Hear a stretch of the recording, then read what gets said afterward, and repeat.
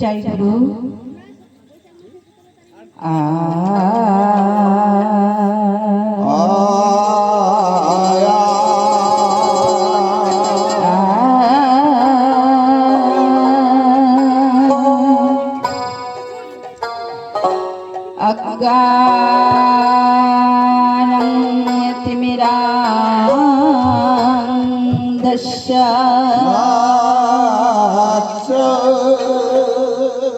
ज्ञानाञ्जना शलाकया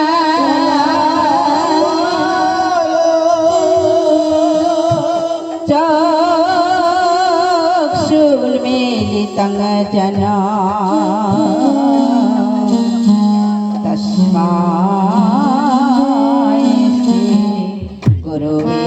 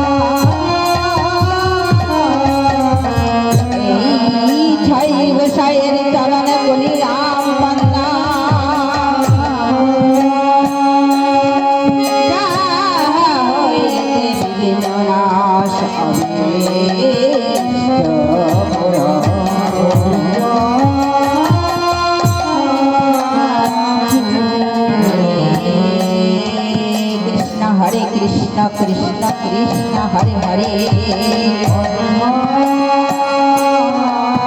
হরে রাম হরে রাম রাম রাম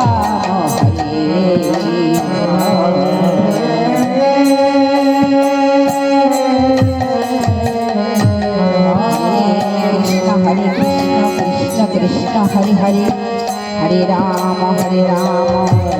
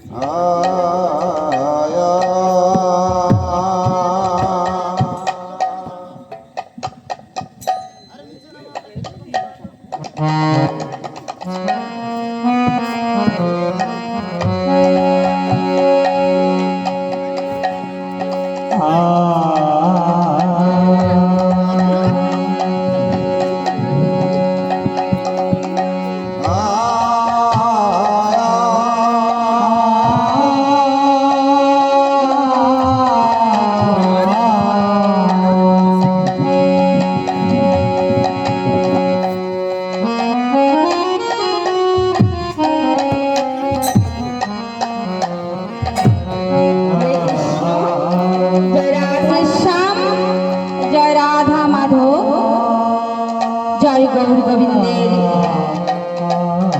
ভক্তগণ, এই অধমা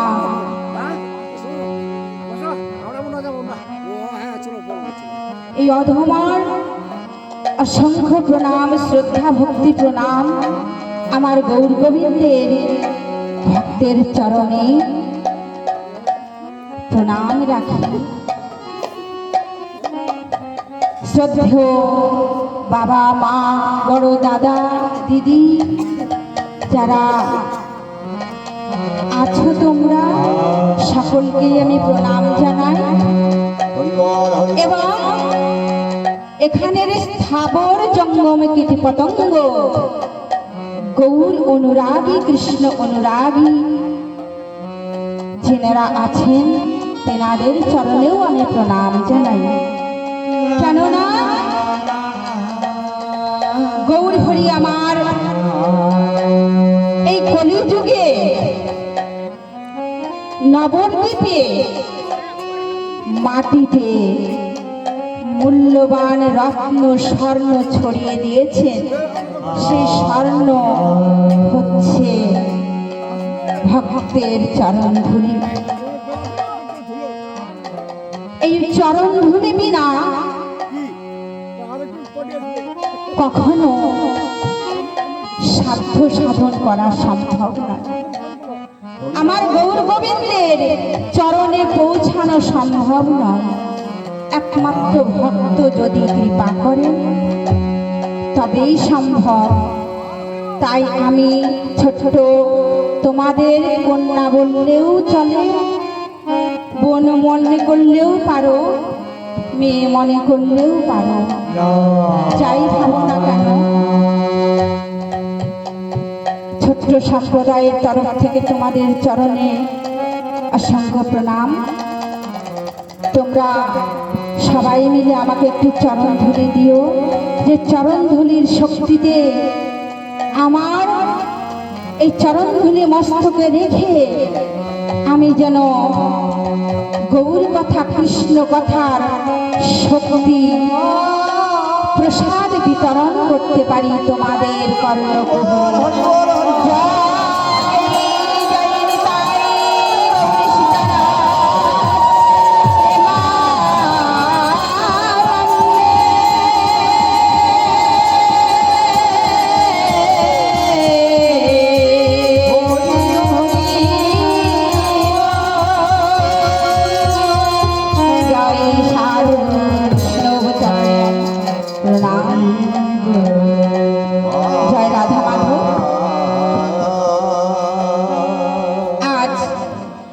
লীলা প্রসঙ্গ হবে নৌকা বিহার। গৌর হরি আমার নদিয়া নবদ্বীপে সুরধ্বনির জলে নৌকা বিহার করবে। তো নদিয়া, আজ নদিয়া নবদ্বীপ কোথায় জানো মা? এই তো নদিয়া নবদ্বীপ। সুরধ্বনি কোথায়? সুরধ্বনির তীর কোথায়? যেখানে বলে সাধু গুরু বৈষ্ণব আগমন, সেথায় হয় বৃন্দাবন।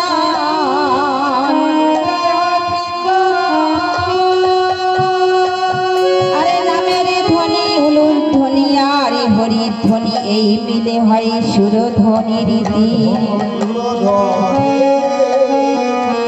তাই যেখানে হরি নামের ধ্বনি হয় আর যেখানে হরি নামের গুণগান গৌর গোবিন্দের গুণকীর্তন হয়, সেখানেই বৃন্দাবন হয়, সেখানে যেই যমুনা সেই সুরধ্বনি, আলাদা কিছু নয় গো।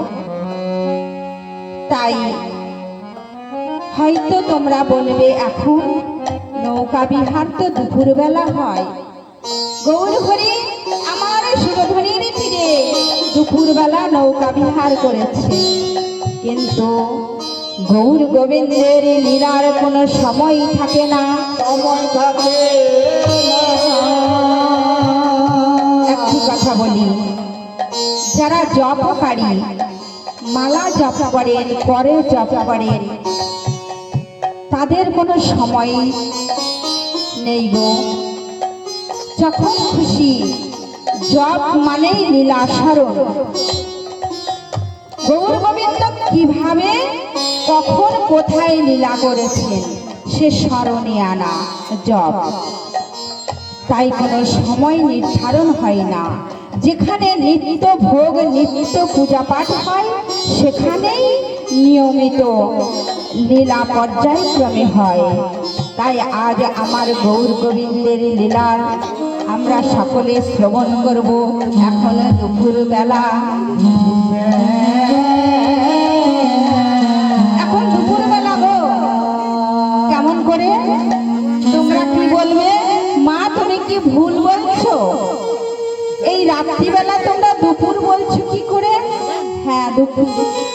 মানুষের জীবনে তিনটি সময় আসে,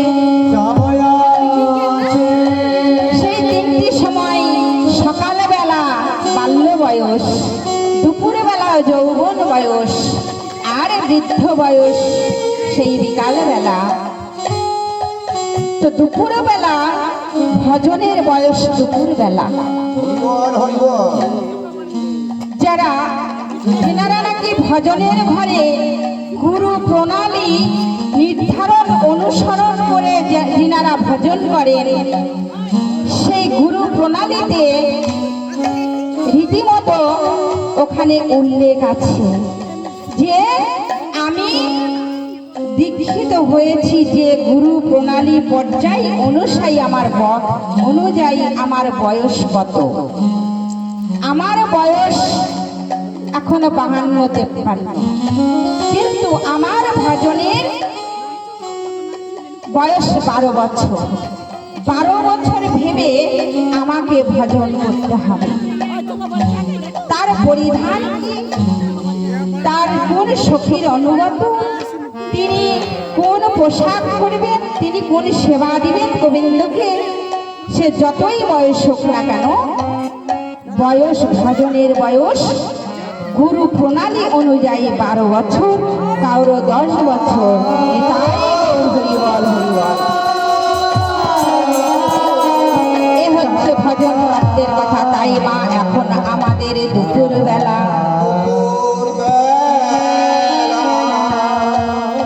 এবার আমার পদকবির চরণে আমি প্রণাম জানাই। কেন? পদকবি যে রচনা করেছেন পদ, সেই পদ যদি রচনা না করতেন তাহলে তো আমরা কোনো কীর্তনিয়ারা কেউ কীর্তন গাইতে পারতাম না, গৌর গোবিন্দের লীলা আমরা বর্ণনা করতে পারতাম না। তাই আমি সবার আগ্রে সেই পদকবির চরণে আমি প্রণাম জানাই, স্মরণ করি। তাই পদের ভাষায় আমার পদকর্তা কি বলছেন শুনি।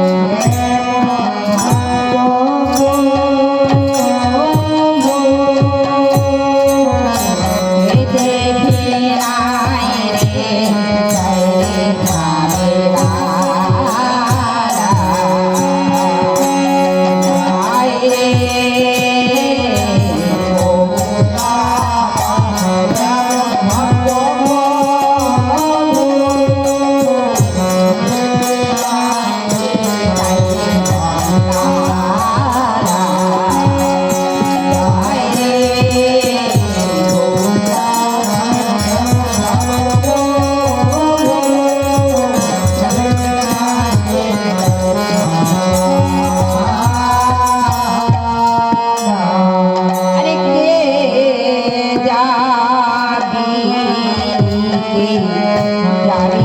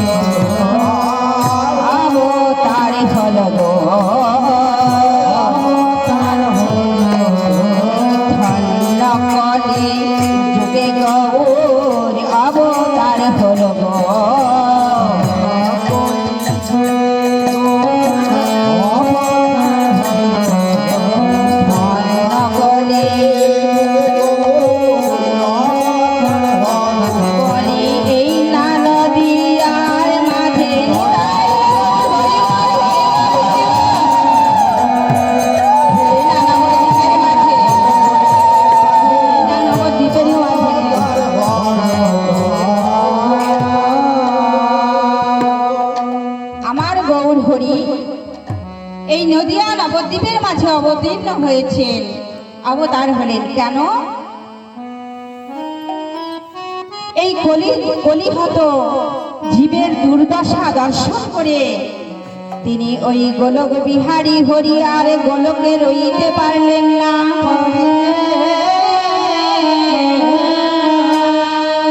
গোলকে আর থাকতে পারলেন না বাবা। তিনি গোলক বিহারী হরি এই নদিয়া নবদ্বীপে কোথায় আসলেন? সচিগর্ভ সিন্ধু মাঝে।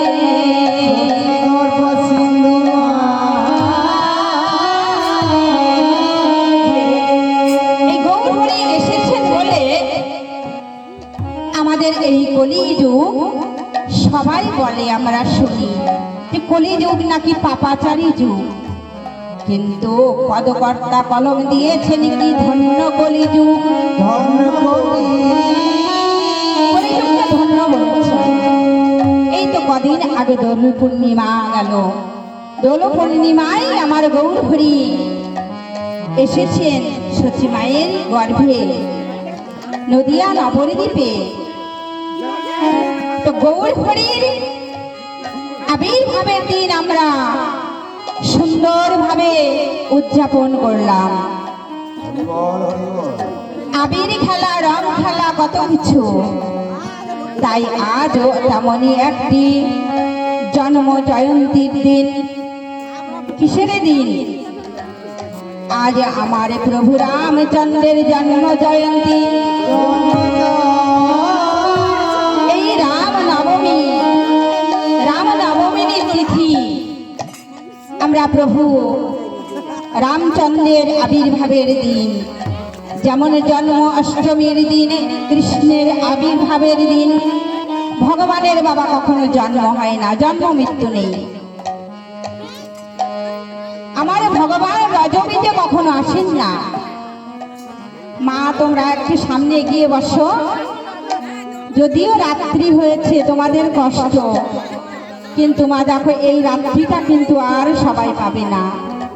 এই 1 বছর পর আবার এই সুন্দর রাম নবমী তিথি। একটু কষ্ট করে ধৈর্য ধরে শোনো, কাজে লাগবে। ভগবান মহাজন বলেছেন ভগবানের গুণ কথা কেউ যদি ঘুমিয়ে ঘুমিয়ে শ্রবণ করে, কেউ ঘুমিয়ে থেকেও যদি ভগবানের গুণ কীর্তন শ্রবণ করেন, তবুও তার ফল আছে। কি ফল? পরপারে যাবারই ফল। তাই কৃষ্ণের জন্মাষ্টমী, গৌর হরির দোল পূর্ণিমা, প্রভু রামচন্দ্র ত্রেতা যুগে রাম অবতারে রামচন্দ্র এসেছেন এই রাম নবমীতে। আর সত্য যুগে নারায়ণ এসেছেন কবে যেন? সেই অক্ষয় তৃতীয়াতে। এই যে সামনে আসবে বৈশাখ মাস, অক্ষয় তৃতীয়া। বিশাল এতটুকু ভগবানের নাম কীর্তন যদি শুনতে পারো বা বলতে পারো, অক্ষয় তৃতীয়া চলাকালীন অক্ষয় হয়ে থাকবে। তাই ভগবানের আবির্ভাবের দিন এ বড় ভাগ্যের ফল। বাবা তোমরা বসে আছো, সবার ভাগ্যে হবে না শ্রবণ করা।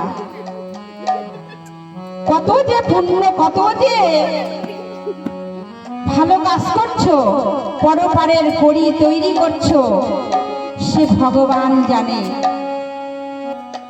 তাই আমরা অজান্তেও অনেক সময় অনেক পুণ্য কাজ করে ফেলি। তাই একটু কষ্ট করে ধৈর্য ধরে তোমরা শোনো। তাই আমার গৌর হরি এই ধরাধামে এসেছেন কলিহত জীবের দুর্দশা দর্শন করে। যে এই পাপাচারী কলিহত জীব, এদের কি হবে? যেমন বাড়ির পিতা যেমন সন্তানের ব্যথা অনুভব করে, আমার জগতে পিতা গৌর হরি তেমনি ভাবে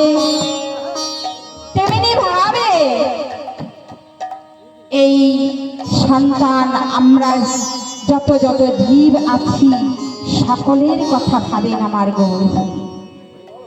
এই গৌর হরি সকলের কথা ভেবে তিনি গোলক থেকে কি এনেছে জানো মা? কি এনেছে? হরিনাম মহামন্ত্র।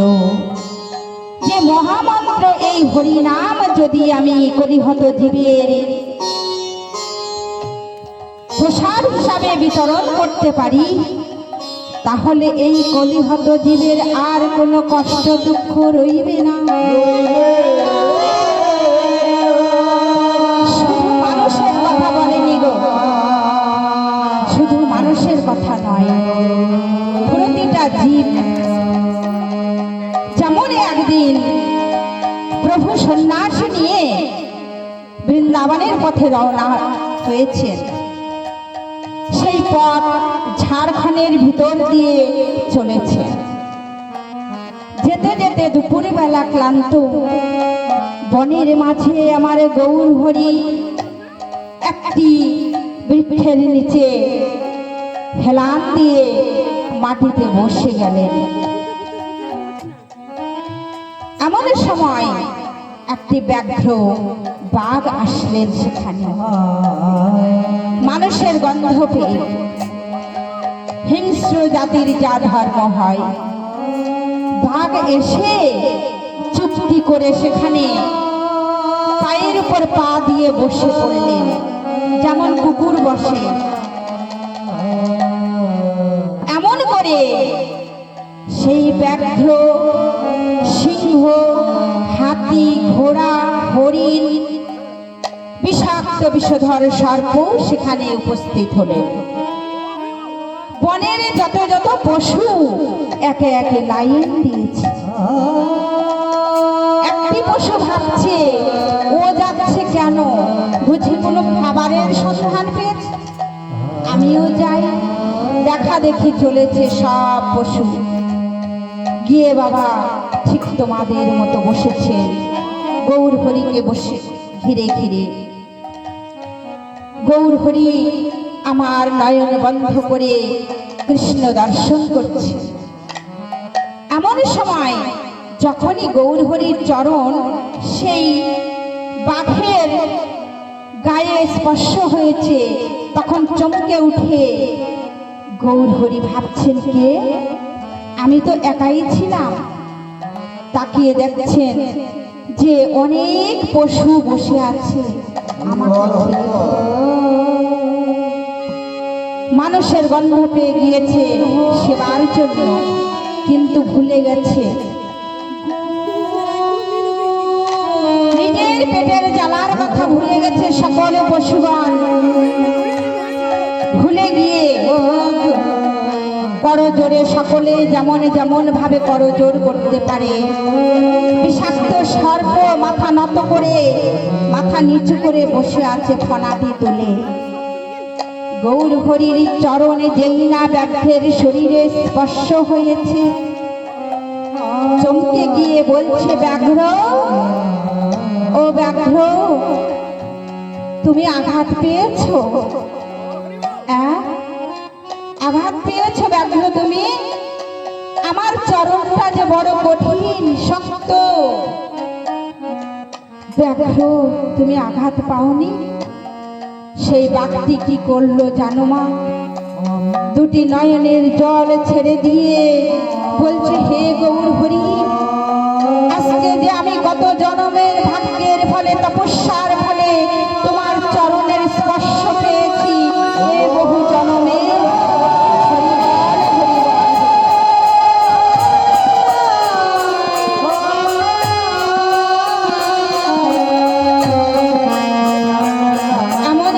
সকলে নয়নের জল ছেড়ে দিয়েছে।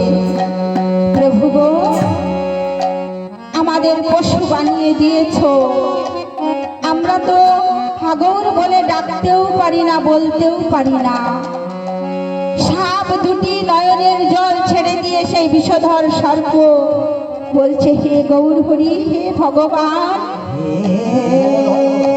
আমি তো বিষধর সর্প, আমার বদনে শুধু বিষ আর বিষ, আমি দংশন করলে কোনো প্রাণী বাঁচে না। আমি কি দিয়ে তোমায় সেবা দেব বলো? সকলে এমন ভাবে একে একে প্রার্থনা করছে না আর নয়নের জল ছেড়ে দিচ্ছে।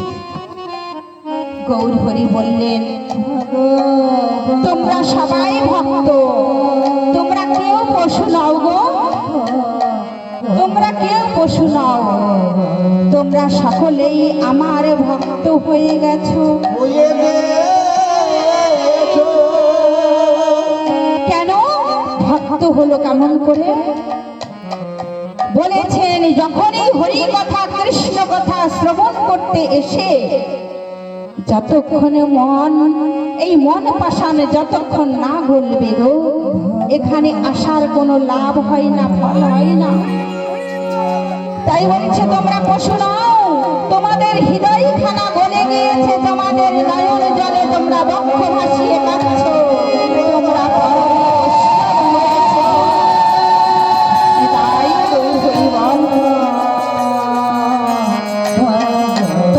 বৈষ্ণব বসে আছো লক্ষণ কিসের?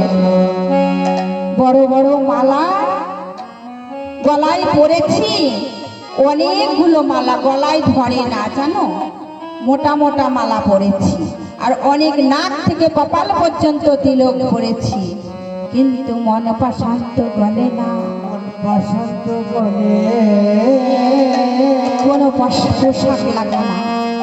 ভগবানের চরণে যতক্ষণ আত্মনিবেদন না আসে ততক্ষণ কখনো বৈষ্ণব ভক্ত বলে তাকে মানা যায় না।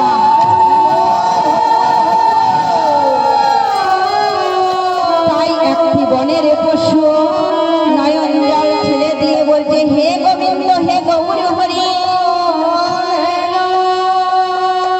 তুমি বৃন্দাবনের পথ ধরেছ প্রভু, আমাদেরও সঙ্গে নিয়ে চলো। ও মায়েরা, তোমরা এখানে এত কষ্ট করে কেন বসে আছো? সবাই দেখো কত সুন্দর ঘুমাচ্ছে, কেন বসে আছো? গৌর হরির সঙ্গ পাবার জন্য। গৌর হরির সঙ্গ পেয়েছো, পরশ পেয়েছো, গৌর হরির তুলসী চন্দনের গন্ধ পেয়েছো বলে নেই তোমরা এখানে বসে আছো। তাই গৌর হরি হরি হরি।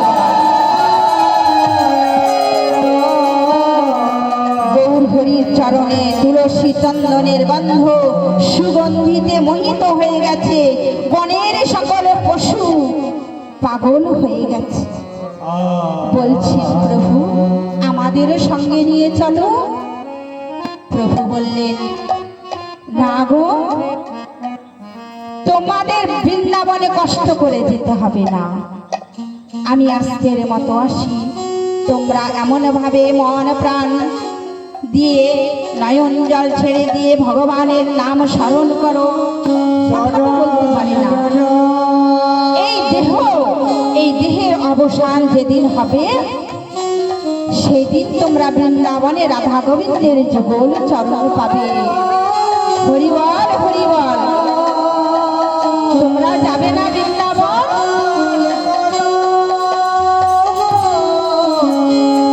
কোথাও যেতে হবে না মা, তোমাদের এখানেই বসে বসে নাম শ্রবণ করো। এই দেহের অবসান যেদিন হয়ে যাবে, এই প্রাণ পাখি যেদিন এই দেহ থেকে চলে যাবে, পূর্ব সংস্কৃতির ফলে যে পশু জন্ম পেয়েছিলাম, সে পশু জন্ম থেকে উদ্ধার পেয়ে আমার রাধা গোবিন্দের যুগল চরণ পাব।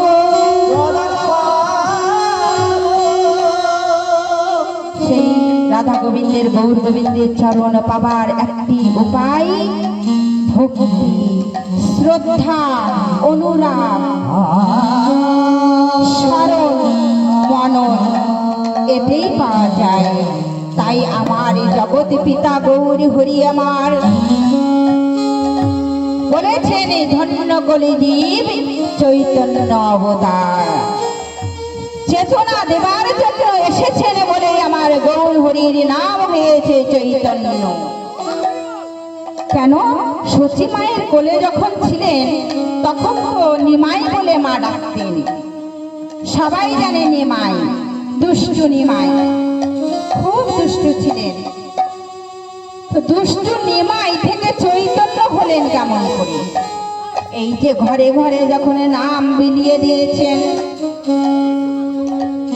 যখন নাম বিলিয়েছেন, সকলের চৈতন্য জ্ঞান উৎপন্ন করেছেন, চেতনা শক্তি দান করেছেন, তখনই আমার গৌর হরি চৈতন্য নাম ধরেছে গো। তাই আমরা এই গৌর হরির নাম স্মরণ করব। তাই গৌর হরি আজ সুরধ্বনির তীরে ওই সকালবেলা মাকে বলছেন, মা আমাকে একটু সাজিয়ে গুছিয়ে দাও মা, আমি সুরধ্বনির তীরে যাই, একটু খেলা খেলবো। সচী মা আমার সেই প্রভাতকালে স্বর্ণমণি সেবা দিয়ে নিতাই দাদাকে বলছে, সচী মা, বাবা নিতাই তোর হাতে দিয়ে দিলাম, নিমাইকে নিয়ে গিয়ে ঠিকভাবে দেখে শুনে রাখিস, আবার সময় মতো আবার ঘরে ফিরিয়ে আনিস।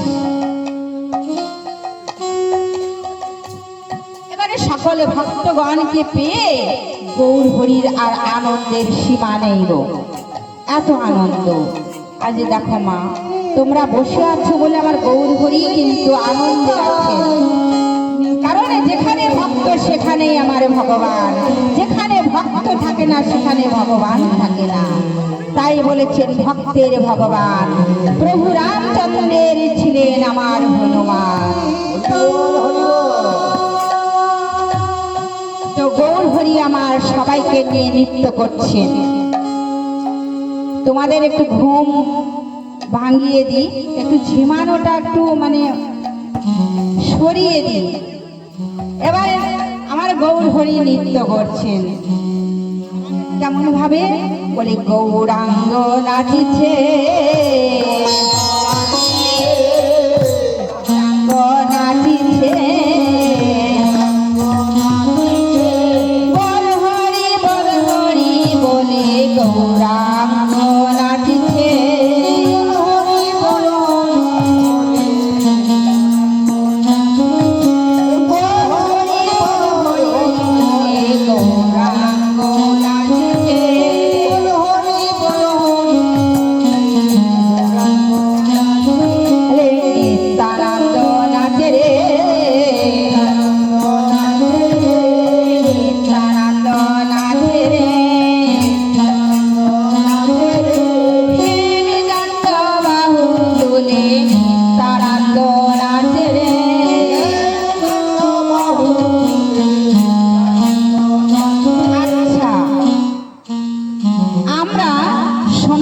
ধর্মের যারা আছি আশা করি ভজনের পথে থাকুন বা না থাকুন পঞ্চতত্ত্ব ছবি কিন্তু সবাই দেখি।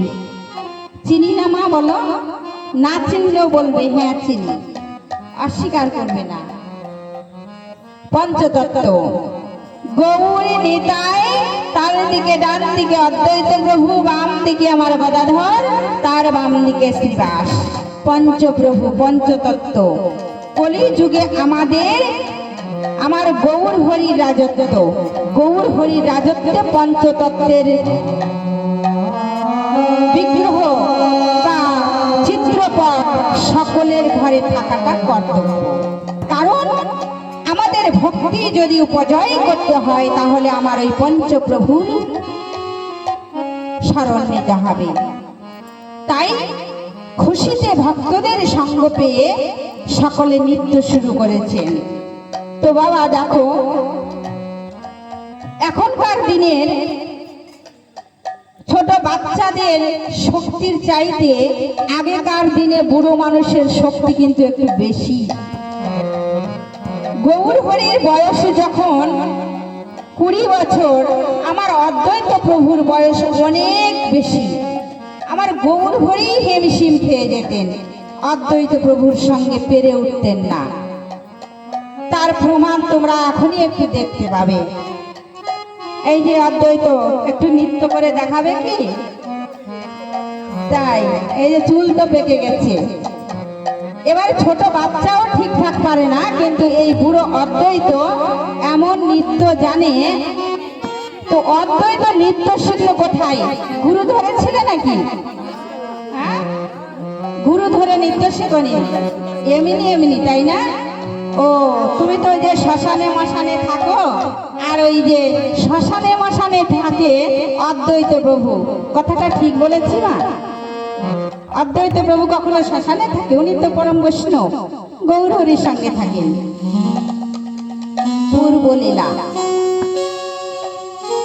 পূর্বলীলায় অদ্বৈত প্রভু ছিলেন ভোলানাথ শিব, সদাশিব।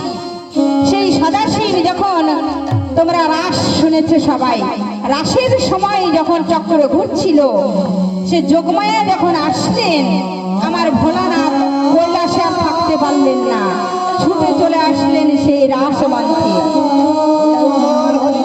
রাসমঞ্চে এসে সে গোপী হয়ে ছদ্মবেশে গোপী সেজে চুপ করে পাশে দাঁড়ালেন। কিন্তু গোবিন্দ আমার বুঝতে পারলেন যে কোনো পুরুষ এখানে প্রবেশ করেছে, নচেৎ রাসের চক্র থামবে না। প্রমাণ হয়ে গেল আমার সেই ভোলানাথ এসেছে চুরি করে।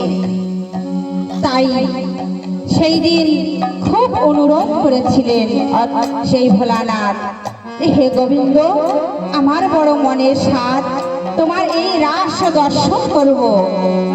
কিন্তু যখন বললেন গোবিন্দ বললেন, ভোলানাথ আজকে তো হবে না, আজকে তো তোমার এই রাস দর্শন হবে না, কোনো পুরুষ এখানে থাকা চলবে না।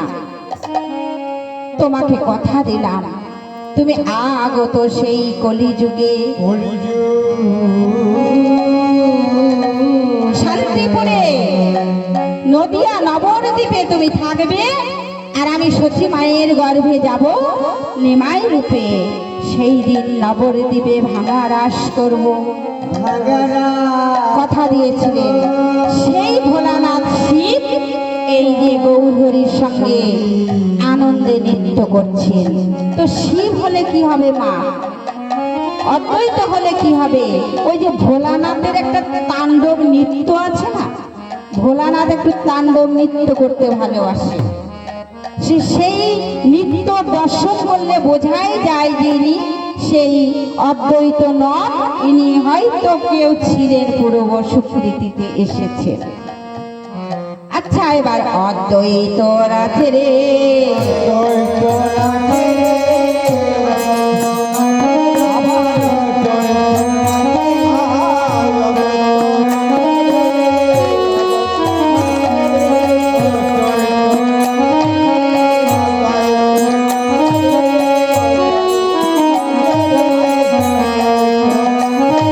ত্রিশূল হাতে, ডমরু হাতে, আর গলার মধ্যে সাপ আছে বাবা। ওই যে জটার মধ্যে সাপ আছে, থেকে থেকে ফোঁস ফোঁস করে, সবাই শুনতে পাবে না। যারা সেই সাপের ভক্ত, মা মানে মা মনসার ভক্ত, তারা ঠিক বুঝতে পারেন। তাই আমার এখানের মায়েরা খুব মা মনসার ভক্ত, তাই না? কিন্তু মনসা আবার গোবিন্দের ভক্ত, তাই এরা হরি নাম কৃষ্ণ নাম শুনতেও ভালোবাসে। তাই এবার অদ্বৈত প্রভু ত্রিশূলটি হাতে নিয়ে নৃত্য করছেন। অদ্বৈত নাথে রে,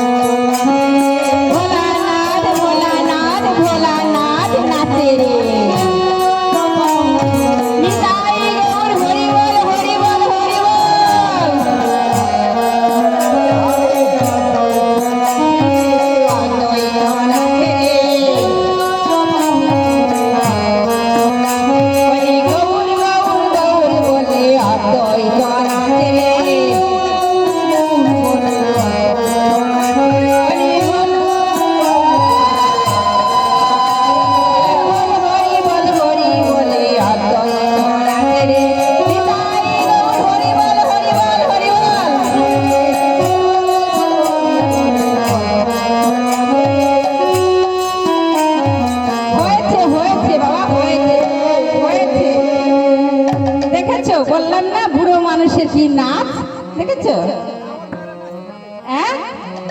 মায়েদের নাচ পরে এই নবদ্বীপে শুধু বাবার নাচটুকুনি হোক না, আবার তাই না? আমাদের মায়েদের খুব মন ভালো, তাই না? এবার আমার অদ্বৈত প্রভু নৃত্য করলেন, এবার গদাধর নৃত্য করছেন। গদাধর কে জানো? ওই যে গৌর হরির কৃষ্ণের বাম দিকে কে যেন থাকে, কে যেন আমার রায়ধনী, তাই না? রাধারানী। তো ওই রাধারানীর অংশ হচ্ছেন আমার গদাধর। তো যেই না গৌর হরি যেখানে গদাধর সেখানে, আর থাকবে বাম দিকে, বাম দিকে গদাধর সবসময় গৌর হরি বাম দিকে। কেন? গদাধর ভাবছে আমার গৌর হরি নাচতে নাচতে যখন কোনো সময় যদি পড়ে যায় মাটিতে, তাহলে কি করব? তখন আমি পিছন থেকে পাশ থেকে ধরে নেব। তাহলে এবার বলি গদাধর নাচে রে, ধরে নাচে, গদাধর নাচে, আমার গদা ধরে নাচে,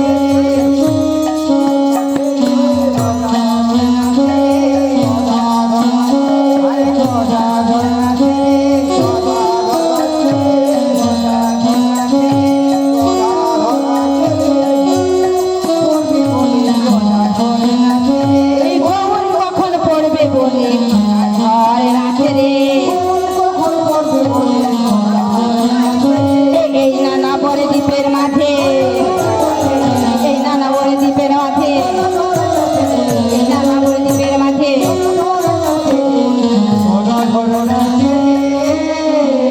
ও তাহলে চারজনের নাচ হয়ে গেল তাই না? আর একজন বাকি আছে। কি কি কি কি কি নাম? ঠিক এই যে এই গোসাইয়ের মতো চেহারা। পঞ্চতত্ত্ব দেখে নিবা কালকে তোমরা কোথাও। ওই যে একদম গৌরহরির বাম দিকে লাস্টে যিনি থাকেন দাঁড়িয়ে, তার চেহারাটা কেমন? এই যে ইনার মতো, মানে মাথা নেড়া, মানে মাথায় চুল কোনোদিনই গজায় না। এই যে শ্রীবাস, তোমার মাথায় কোনোদিন চুল হয় না তাই না? ও তাই না? ওই যে মানে ওই যে আমার নরসুন্দর বাবাকেও থাকলে মনে কিছু নেই না, পয়সা দেবে না। নরসুন্দর বাবাকে পয়সা দেবে না, প্রচুর কৃপণ। হ্যাঁ, তাই শ্রীবাস কিন্তু নেড়া মাথা, নেড়া মাথা। ওনার আবার ধান্দা কি জানো? সকলে বাহু তুলে নৃত্য করে, আর শ্রীবাস কি করে? দুটি কর জোর করে নিচের দিকে বলে। কিভাবে নৃত্য করে? শ্রীবাস নাচে রে,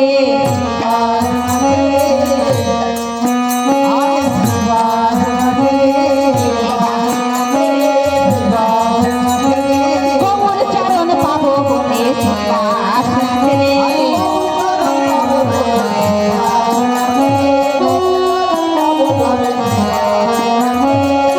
চরণ পাবো বলে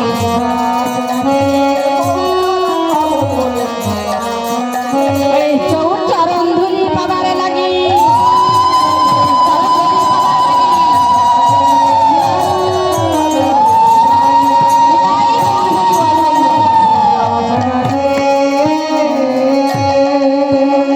এবার পাঁচ প্রভু নৃত্য হয়ে গেল। এই নাচতে নাচতে নাচন দর্শন করতে করতে বাবা জানো, রাস্তা দিয়ে তো পাঁচজন বেরিয়েছে, এবার সঙ্গে কতগুলো হলো? অনেকগুলো। রাস্তায় ধরে না। আজকে দেখেছো, আজকে হনুমানজির পতাকা নিয়ে রাস্তায় কত মিছিল, তার চাইতেও বড় মিছিল গৌরহরির সঙ্গে। এবার সুরধনির ঘাটে গিয়ে দাঁড়ালেন। দাঁড়িয়ে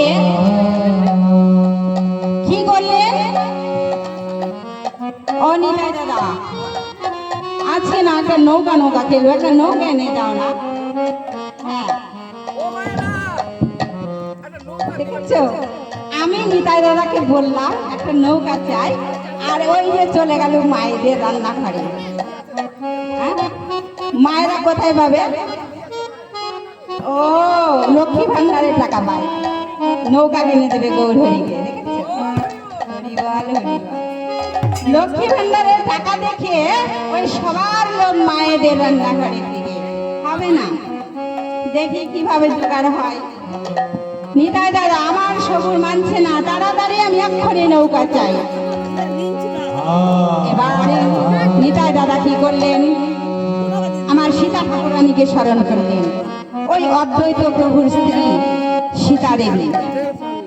সীতা দেবী হচ্ছেন স্বয়ং দুর্গা মা ভগবতী। তাই এবার ভগবতী মা আমার নিতাইকে একটি নৌকা দিলেন।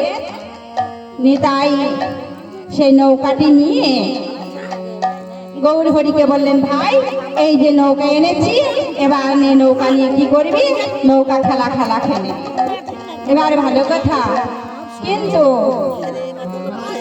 গৌরহরি আমার নৌকা সুরধুনির জলে ভাসিয়ে দিলেন।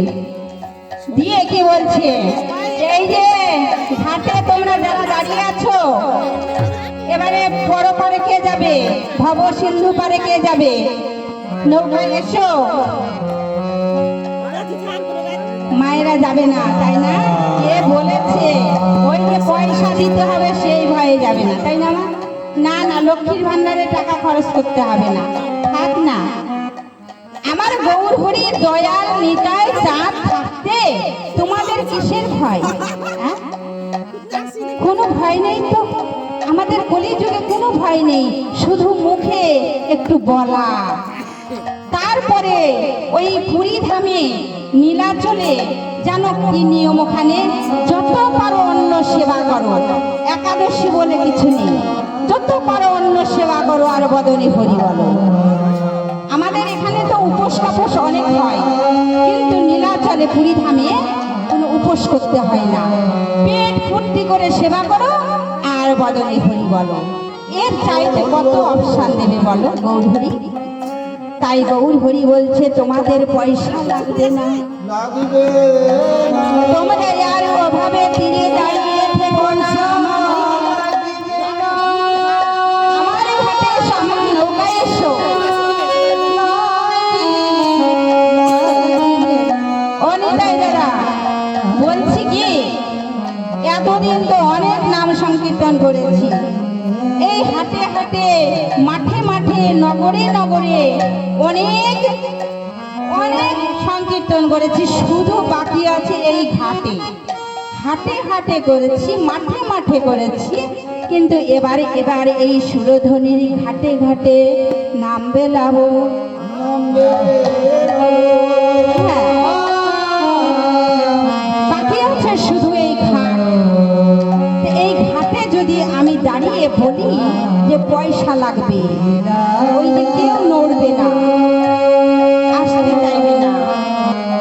তাই বলছি, আমি ঘোষণা করে দিলাম আজ রামনবমীর দিন, আমার হনুমানজির স্মরণীয় দিন, প্রভু রাম সীতার স্মরণীয় দিন। সবাই মিলে রাম সীতার জয়ধ্বনি করে একবার সবাই আমার নৌকায় এসো। জয় রাম সীতা কি,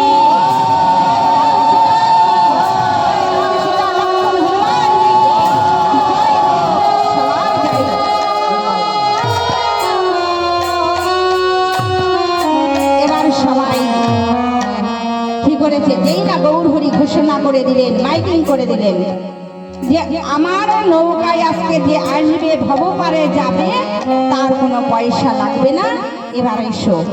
এবার কি অবস্থাটা দাঁড়ালো, ওই যে ট্রেন যেদিন ফ্রি থাকে, ওই যে কি বলে স্বাধীনতা দিবসের দিন 15ই আগস্ট ট্রেন ফ্রি থাকে দিল্লিতে, তো সেই দিন কি হয়, ট্রেনে জায়গা হয় না, ফ্রিতে যাচ্ছি, সব ট্রেন মানে পয়সা ছাড়া। তো আজ গৌর হরির আমার নৌকার অবস্থাও তাই, হুড়োহুড়ি লেগে গেছে, হুড়োহুড়ি, তীরে আর কেউ দাঁড়িয়ে থাকছে না, গৌর হরির নৌকায় সব ভিড় লেগে গেল। কিন্তু গৌর হরি তো বুদ্ধি করে একটু ছোট সাইজের নৌকাটা নিয়েছেন, কিন্তু আমার ভক্তের সংখ্যা বেড়ে গেল, 100 জন ধরবে নৌকায়, কিন্তু কি হলো 150 জনের উপরেও উঠে গেল। তাহলে নৌকার অবস্থাটা কি হয়, শোচনীয়, তাই না? শোচনীয়, নৌকা জলের মধ্যে শোচনীয় মানে কি, ডুবুডুবু ডুবুডুবু, কখনো বা যেন কাদায় কাদায় জল, বলে ডুবু ডুবু করে না বহসে বিষম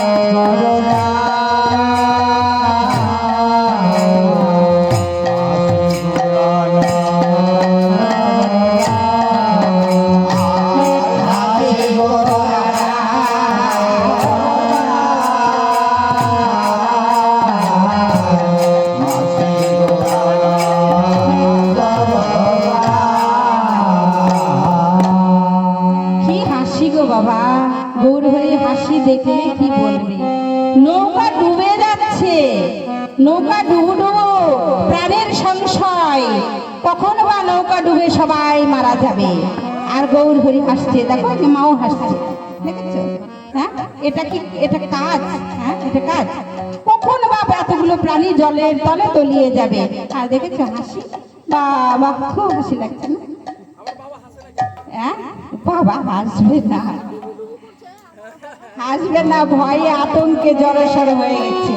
হ্যাঁ, বলছে এক ভক্ত বলছে, কিরে নিতাই, গৌর হরির অবস্থা তো ভালো নেই, আমরা কখন বা প্রাণে মারা যাব। আর দেখো না গৌর কেমন হাসছে, জড়সড় হয়ে গেছে ভয়ে। আরে তীরে যারা দাঁড়িয়েছিল নৌকায় উঠতে পারেনি, তারা কি বলছে জানো? হরিবল হরিবল, কখন বা নৌকা যায় গো, হরিবল হরিবল, হরিবল হরিবল। হয় না এমন? কোনো দুর্ঘটনা কিছু হবার আগে যারা ভক্ত তারা কি চিৎকার করে? রাধে রাধে, হরিবল হরিবল। এই যে ভক্তের বুলি ভাষা, তাই তীরে যারা দাঁড়িয়ে আছে তারাও হরি বলছে, আর নৌকার মধ্যে যারা বসে আছে তারাও হরি বলছে মনে মনে, একটু করে উচ্চস্বরে বলছে। কিন্তু আমার গোরা রায়ের ভাব কি দর্শন করেছো জানো? গোরা রায় ওই যে টেরা, একদিকে টেরা চোখে তাকিয়ে আছে। সহ্য হয়? নৌকা ভর্তি ভক্ত, কিন্তু এক ভক্তের দিকে যদি আমি তাকিয়ে থাকি, আর ভক্তরা কষ্ট পাবে না? কষ্ট অবশ্যই পাবে। যে আমরা কি ভক্ত নই? উনি কি শুধু ভক্ত? কিন্তু উনি ভক্ত কেন টেরা চোখে তাকিয়ে আছেন? ওই যে দাপরে কৃষ্ণ, ওই যে টেরা, কত টেরা? 3 টেরা। ওইদিকে পা 1 টেরা, কোমর টেরা, হাত টেরা, ওইদিকে চোখের মণিটাও টেরা। ওই টেরা স্বভাবটা এখনো পরিবর্তন হয়নি। গৌর হরি পোশাক পরিবর্তন করেছেন, কিন্তু তার স্বভাবটা এখনো আছে। সেই কৃষ্ণ লীলার কথা এখনো মনে পড়ছে। তাই ওই যে তাকিয়ে আছে কার দিকে? ওই গদাধরের দিকে। গদাধর হচ্ছিলেন আমার রাধা অংশ, রাধা শক্তি, শক্তি স্বরূপিণী আমার। তাই ওই দিকের ব্যাখ্যায় যাচ্ছি না, আমার অনেক বড় ব্যাখ্যা। তাই আমার ওই রাধা স্বরূপিণী, সেই শক্তি স্বরূপিণীর দিকে তাকিয়ে তাকিয়ে মুসকে মুসকে হাসছেন আর বলছেন, এই যে লজ্জা করে না? হিন্দু হয়ে, সনাতন ধর্মের মানুষ হয়ে লজ্জা করে? হরি বলতে লজ্জা করে? কিসের লজ্জা? দাঁড়াও দেখাচ্ছি। হরি বলবে না, ওই মনে মনে হরি বলা হবে না, জোরে করে উচ্চস্বরে বলতে হবে। এবার মা, তোমরা আমার একটি প্রশ্নের উত্তর দেবে। মানুষ কখন জোরে করে বলে হরিবল হরিবল, কখন বলে একটু বলতে পারবে? যতটুকু পারো ততটুকু। বড় অসুখ যখন হয়, ওইটা তো মা অনেক সময়ের ব্যাপার। অসুখ হলো, আজকে জ্বর হলো, ট্যাবলেট পাচ্ছি না, রাত গেল, সকালবেলা বলছি হরিবল ভগবান, মরলেও বাঁচি, আর ভালো লাগে না। এই যে, কিন্তু তা নয়, অত সময় নাই না। যখন ভূমিকম্প হয় চারিদিকে, তোমরা কি করো মা? একবার বলে শোনাও। তখন তোমরা কি করো? 10 তলার উপর থাকুক না 2 তলার উপর থাকুক, পড়ি মরি, সিঁড়িটা আরো নিচে হলে তাড়াতাড়ি নামতে পারলে ভালোই হতো। তাই তখন তোমরা কি বলো? যখন ভূমিকম্প আসে, তোমরা একটু আমাদের শুনিয়ে দাও, আমরা তো জানি না।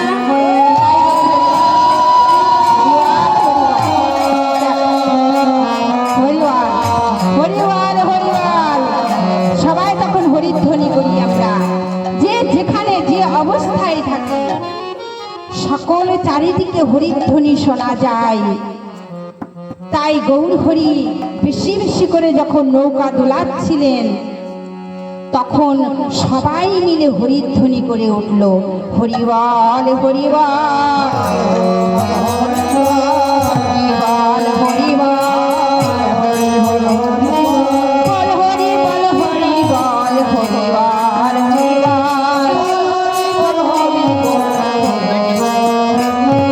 মামলা দ্বীপের সম্বল হরিবল হরিবল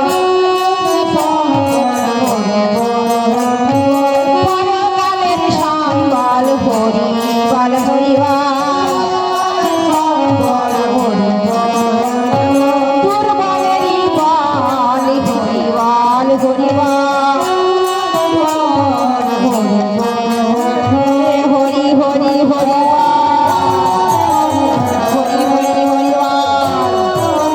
হরি হরি হরি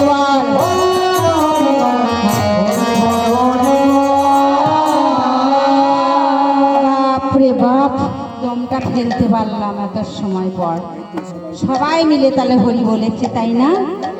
আমি কতবার নিতাই দাদাকে বলেছিলাম, নিতাই দাদা একটুখানি তুমি হাতে ধরে হোক পায়ে ধরে হোক তুমি একটু হরি বলানোর চেষ্টা করো, কিন্তু নিতাই দাদা তা পারেনি।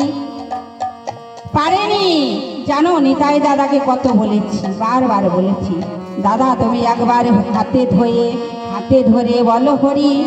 সবাইকে বলবে, হাত ধরে বলবে যে দাদা তুমি সবাইকে বলো একটু হরি বলো, একটু হরি বলো। হরিবল হরিবল হরি কেন? তাই নিতাই প্রভুর নাম হচ্ছেন দয়াল নিতাই। দয়াল নিতাই চাঁদ আমার। কেন দয়াল নিতাই হলে? আমাদের যদি কেউ একটা থাপ্পড় মারে আমরা পাল্টা কি করব? পরে দুটো থাপ্পড় মারবো, তাই না? কিন্তু আমার নিতাই, দয়াল নিতাই কি করেছেন? জগাই মাধায়ের কলসের কানা, সেই কলসের কানা কে রুধির ধারা ঝরেও বলেছে ওরে জগাই একবার হরি বল।